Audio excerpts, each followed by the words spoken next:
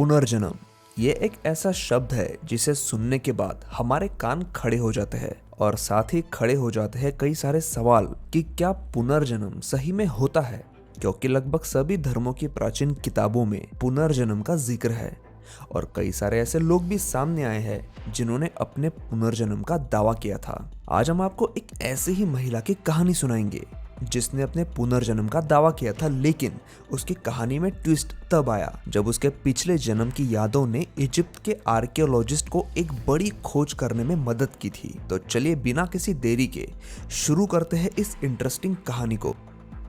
ये कहानी है डोरोथी एडी की, जिसका जन्म 1904 को लंदन में हुआ था। उसकी जिंदगी में सब कुछ नॉर्मल चल रहा था, लेकिन अचानक 3 साल की उम्र में उसके साथ एक हादसा हुआ। डोरोथी एक दिन खेलते खेलते सीढ़ियों से गिर गई। उसके सिर को गहरी चोट लगी थी, जिसकी वजह से वो बेहोश हुई और उसकी सांसें भी रुक गई। कुछ ही मिनटों में डॉक्टर वहां पहुंचे, जिन्होंने उसे डेड डिक्लेयर किया। लेकिन जैसे ही डॉक्टर उस घर से बाहर निकले और थोड़ी ही दूर गए, डोरोथी को होश आया और अब वो बिल्कुल ठीक थी। और डॉक्टर परेशान थे कि ऐसा कैसे हुआ। चलो ठीक है, गलती किसी से भी हो सकती है और उस डॉक्टर से भी हुई, और कभी कभी किस्मत भी अच्छी होती है। तो उस वक्त डोरोथी की भी किस्मत अच्छी थी और उसे कुछ नहीं हुआ। लेकिन कुछ ही दिनों में डोरोथी के माता पिता टेंशन में आ गए, क्योंकि उस हादसे के बाद डोरोथी के बिहेवियर में बदलाव आने शुरू हुए। उसके बोलने का तरीका बदल गया और उसकी भाषा में इजिप्शियन लैंग्वेज का एक्सेंट आने लगा। साथ ही वो अपने माता पिता से जिद करने लगी कि उसे उसके घर जाना है,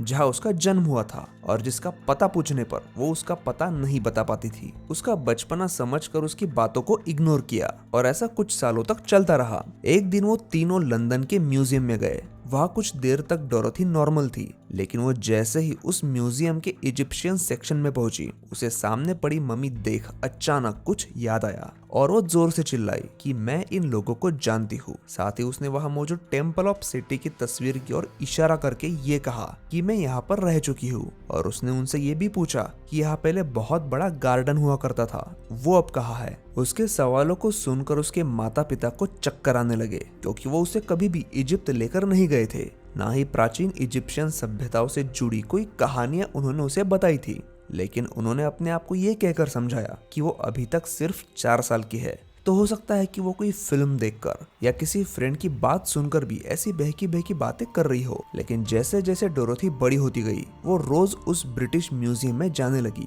और घंटों तक वहाँ मौजूद चीजों के बारे में जानकारी लेती रही। एक दिन उसकी मुलाकात E.A. वैलिस बर्च से होती है, जो उसकी एंशियंट इजिप्शियन सिविलाइजेशन से लेकर इंटरेस्ट को देखते हुए उसे एंशियंट इजिप्शियन लैंग्वेज सीखने की सलाह देते हैं। कुछ ही दिनों में डोरोथी ने उस भाषा को समझ लिया, जो शायद उसके लिए नई भाषा नहीं थी। आगे जाकर जब उसकी शादी हुई तो उसने अपने पति के तौर पर इजिप्शियन लड़के को ही चुना और वो शादी के बाद इजिप्ट में ही जाकर बसी। जब उनका बच्चा हुआ तो उसने उसका नाम रखा सेटी। दरअसल म्यूजियम में उसने जिस टेम्पल ऑफ सेटी की ओर देखकर इशारा किया था, उस मंदिर को प्राचीन मिस्र के राजा सेटी प्रथम ने ही बनाया था। सेटी प्रथम इजिप्ट के महान राजा रामसेस के पिता थे। भले ही डोरोथी पर कोई यकीन ना करता हो, लेकिन वो एक बात पर अड़ी हुई थी कि उसका पुनर्जन्म हुआ है और पिछले जन्म में वो बेंटरशीट नाम की एक इजिप्शियन महिला थी और टेम्पल ऑफ सेटी में रहा करती थी, और इसी जगह पर वो सेटी प्रथम को मिली थी। कहानी इसके आगे और भी लंबी है, लेकिन कहने का मतलब ये है कि भले ही उसके माता पिता को यकीन ना हो रहा हो, उसका पति उसको पागल कह रहा हो, लेकिन वो उसके दावे पर अड़ी रही कि ये उसका पुनर्जन्म है। इसी दावे के चलते उसके और उसके पति के बीच में झगड़े होने लगे। आगे जाकर उनका तलाक भी हुआ। डोरोथी अब इजिप्ट के आर्कियोलॉजी डिपार्टमेंट में काम करने लगी और वहां अपने पुनर्जन्म की यादों से आर्कियोलॉजिस्ट को उनके काम में मदद करने लगी। वहां उसने सेलिम हसन और अहमद फाखरी जैसे इजिप्टियोलॉजिस्ट के साथ भी काम किया। डोरोथी ने अपने पूरी जिंदगी में प्राचीन सुमेरियन सभ्यता से जुड़ी कई सारी लिपियों को पढ़ने में आर्कियोलॉजिस्ट की मदद की, क्योंकि उसकी उन लिपियों को समझने की ताकत बाकी के शोधकर्ताओं से काफी ज्यादा थी। और ऐसा बिल्कुल नहीं है कि डोरोथी के दावे पर सब लोगों ने आंख बंद करके भरोसा किया था। उसके दावों की कई बार जांच पड़ताल भी हुई और उसके बाद ही उसे सरकारी शोध कार्यों में शामिल किया गया।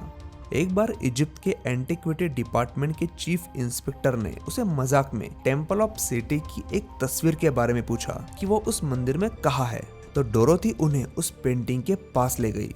अब हैरत की बात ये थी कि वो पेंटिंग उन्होंने हाल ही में खोजी थी और उस खोज के बारे में उन्होंने पब्लिकली अभी तक नहीं बताया था। दुनिया भर के रिसर्चर्स ने डोरोथी के केस की स्टडी की। कुछ का मानना था कि दुनिया में ऐसे कई केसेस है जिसमें लोगों के दिमाग को चोट लगने पर दिमाग के उस हिस्से की मेमोरी जाग जाती है जिसमें हमारी पुनर्जन्म की याद छिपी होती है। तो कुछ ने ये तर्क दिया कि डोरोथी को कुछ और नहीं बल्कि प्राचीन इजिप्शियन सभ्यता के बारे में कुछ ज्यादा ही ऑब्सेशन था।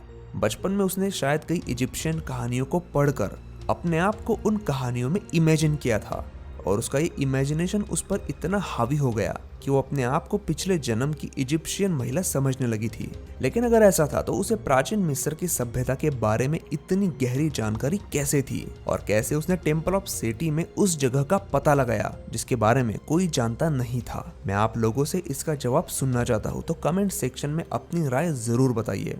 और हमारे पास पुनर्जन्म की ऐसी सच्ची और कई सारी कहानियां हैं, तो अगर आप चाहते हैं कि हम उन पे वीडियोस बनाएं तो मुझे आप कमेंट करके जरूर बताइए। और हाँ, इस वीडियो को भी लाइक जरूर कीजिए।